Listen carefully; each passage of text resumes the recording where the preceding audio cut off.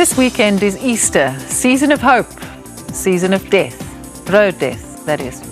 Not that we only kill each other at Easter. Last night, 13 people died on a road north of Pretoria. A bus and a taxi were among the vehicles involved. More than half of road deaths in South Africa are caused by alcohol. The abuse of alcohol costs our country between 10 and 20 billion rand a year. The human cost is impossible to put a value to. More than 14,000 people are killed on our roads every year. Around half of those accidents involve alcohol. It really is the most difficult thing because it hits you the whole time. I mean, every single day you wake up and you think, oh my God, my child's dead. And it's just the most painful thing, and it just all day, it just goes on all day. This heart of mine, it's yours to keep. I wear it about on my... Carte Smith lost her 23-year-old son Chaz in September last year. A lyric that I wrote in a song after Chaz passed away, which was, my life is shattered and it's your head that cracked it, because I mean, I remember, how he died. When you wide awake, suffering, and Mama always said I gotta use this. Chaz and bandmates Rory and Brandon had created Plush, which was beginning to make its mark on the South African music scene. The three were inseparable.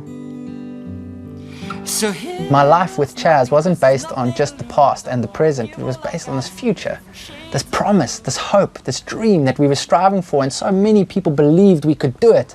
And it was this close. It was there. It was like in our reach. It was like we were reaching out to touch it, and someone came and cut my hand off, The band was at the start of a nationwide tour when Chaz was killed.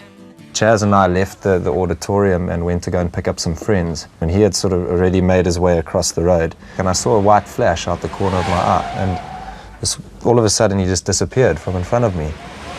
I mean, this person just drove straight through him as if he wasn't even there. There was rivers of blood literally within 3 seconds. And I mean, it's just to see something like that. Linda Barron was behind the wheel. She has been charged with culpable homicide and driving under the influence. She had an alleged blood alcohol count of 0.23, 4 times over the legal limit.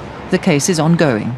Chaz wanted to live. He worked very hard at his career, and he wanted to live. He had everything going for him. Caro refuses to see Chaz's death as an accident. Drinking and driving is a choice you make. There's no such thing as an accident.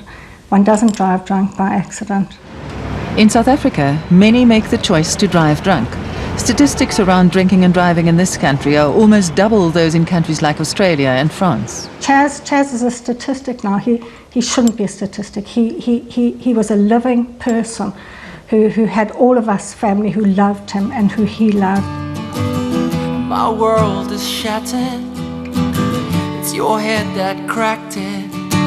Caro, an alcohol and drug counsellor, is trying to make sense of her son's death by raising awareness around drinking and driving. Our road's now a dead end. Still can't believe you've been taken. She has started an initiative called SAD, South Africans Against Drunk Driving. We just need to stop people dying. I mean, every single year we lose 2,000 of our school leavers, and 25,000 others are severely injured, paralyzed or brain damage, and most of that's from alcohol. Professor Charles Parry from the Medical Research Council in Cape Town has been studying alcohol-related problems for a decade. Well, research done in 2004 showed that 1 in every 2 persons fatally injured on South Africans' roads, 1 in 2 was tested positive for alcohol. I talk a lot about the numbers involved. One has to keep the human story in mind and to hold that out and say, this is my son, it could be your son or daughter. Last year, we featured a remarkable young documentary maker, Ashley Kaimovitz. I think she crammed more into 19 years than most people cram into a lifetime. She was killed by a drunk driver. No lights, no license. She was killed instantly. Ashley's schoolmate Romy Kruger and 12 other friends have joined forces with Caro as the Cape Town branch of SAD. They have created posters using images of Chaz and Ashley to drive home the message. And they're very hard-hitting and cutting, and they're personal. We want people to realize that it's actually cool to not drive drunk as opposed to the opposite. It's a message that Chaz's sister Philippa also drives home. I've had to grow up. I've had to suddenly realize that we've actually got to take responsibility. It's not up to other people anymore, it's up to us. And last year, you know, you didn't really see it as a problem because you never knew of anyone.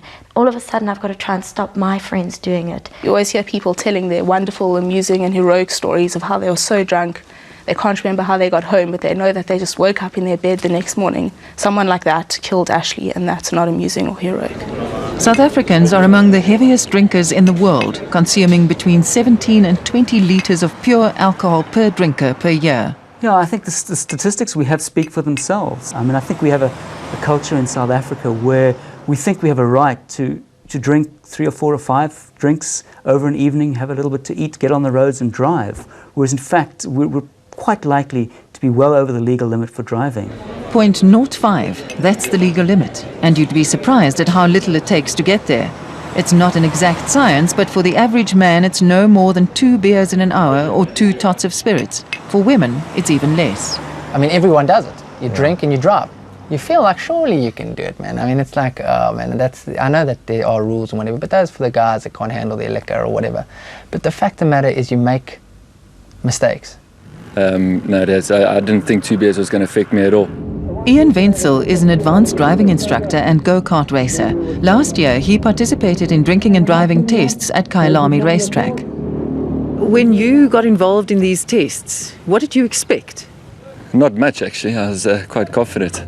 We had 2 beers in the space of about an hour and a half. They breathalyzed us throughout the whole thing. 3/4 of the way through my first beer, I was already over the legal limit of 0.05. 2 beers sent him well over the limit, and Ian started the race with a blood alcohol level of 0.07. In sort of lap 6 or 7, the wheels really started to come off, and had a bit of an incident with the tyre wall and another tipsy driver. Eventually all my inhibitions sort of went out the window as well. I started to cheat a bit and try and take a couple of shortcuts. Despite efforts to cut corners, this ace driver came in last. Making sense of the test results is criminologist Lawrence Barrett. The person's depth perception was reduced by a staggering 43%. In different words, though he was still able to see a car was approaching, his ability to judge how far it was away was reduced by an amazing 43%. It is an answer as to why so many drinking and driving collisions are head-on collisions. They start an overtaking maneuver and have got no chance of finishing it. The degree to which your perception reaction skills are affected, I cannot understand why the law is still so lenient on drunken drivers. Stan Bezuidenhout is a forensic accident reconstructionist. He has investigated more than 6,500 accident scenes on South African roads. In the 5 years, almost 6 years that I've been investigating accidents, I do not know of a single case where the person that was arrested for drunken driving actually ended up doing jail time, which is a big problem in my opinion. Because at the moment what's happening, people are getting slaps on the wrist, saying naughty. And people say things like, but that's a first-time offence. And what I say, are we each allowed to kill one person? In Ashley's case, the driver of the vehicle has not been charged with driving under the influence. Blood alcohol levels were not taken at the scene. Why do you believe that he was drunk? According to witnesses at the scene and the paramedics and the people who were there first, they've said that he was drunk. If prosecution went ahead, the driver could be charged with driving without a license and culpable homicide. But it's been more than a year, and to date, nothing has happened.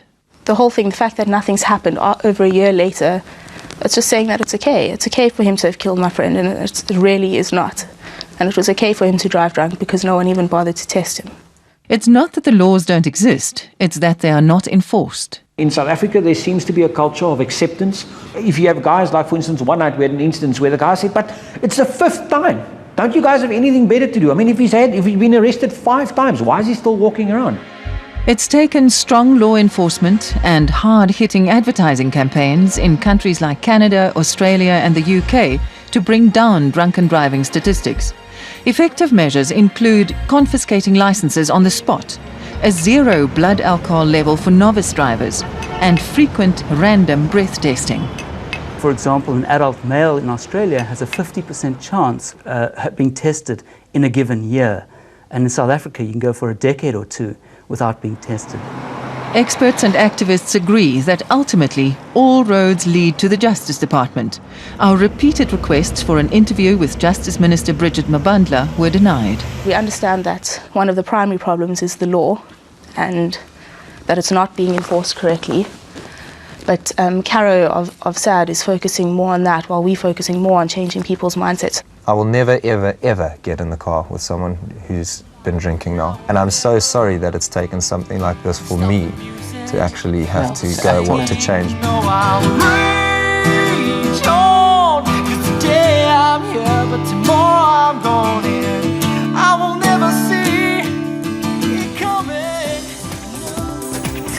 Go to our website if you want to know more about the campaign. When we come back,